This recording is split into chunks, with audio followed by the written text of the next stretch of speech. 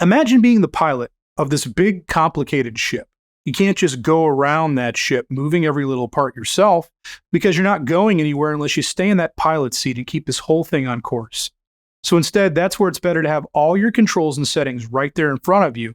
So all you need to do is make a few adjustments to be sure you're headed in the right direction. It's like how there's so much going on beneath the surface of our mind and our body. We don't really notice what's happening down there on the cellular level so much as we focus on a few simple things while everything else just kind of happens.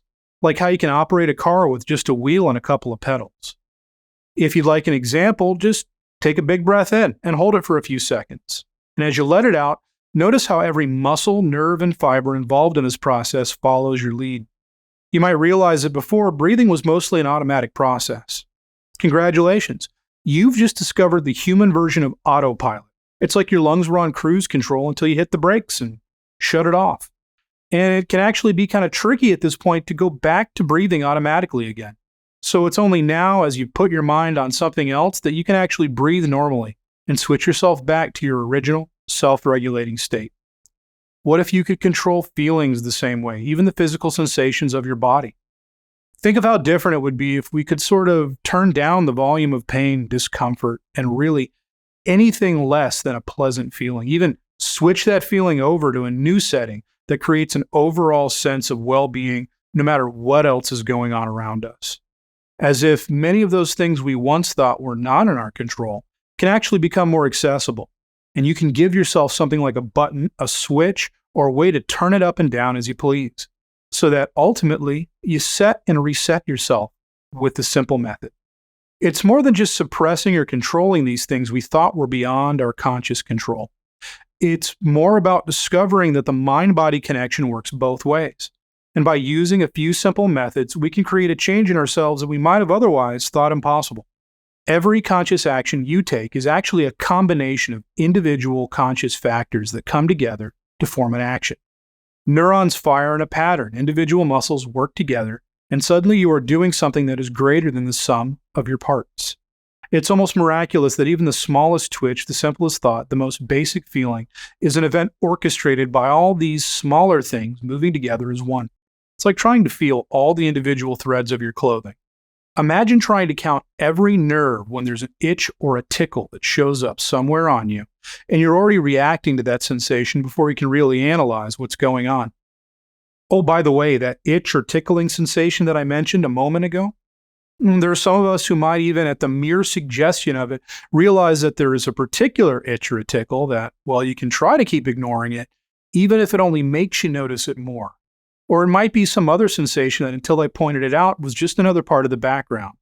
Like where your tongue rests in relation to the roof of your mouth. Or how you might realize that you may be breathing more out of one nostril than the other one.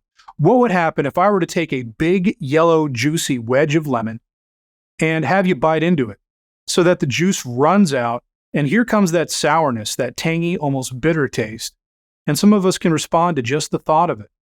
So much that it might actually help if you now think about washing that taste out with some cool, crisp, refreshing water. And you can do just that if you'd like. Now, if you're a visual thinker, watch what happens in your mind when I tell you to imagine that you got that lemon wedge from a gorilla in a business suit riding a unicycle named Lawrence, who can do wonders with your tax returns. And even if you didn't see that clearly in your mind, if you think the idea is kind of odd or a little funny, realize that even your emotions can activate with a simple word. And no, I'm not doing all this so we can just play around with these concepts. It's actually that we're accessing a kind of interactive map of yourself that is constantly relaying this information back and forth between your mind and body. Not just telling you where everything is, but where you can focus to create changes to it. It's a special map because it works both ways, which means that as you change that map, you can change how you react. And as you practice this method, these things can be changed with greater intensity. You might even replace aspects of that map entirely to make a few changes for the better.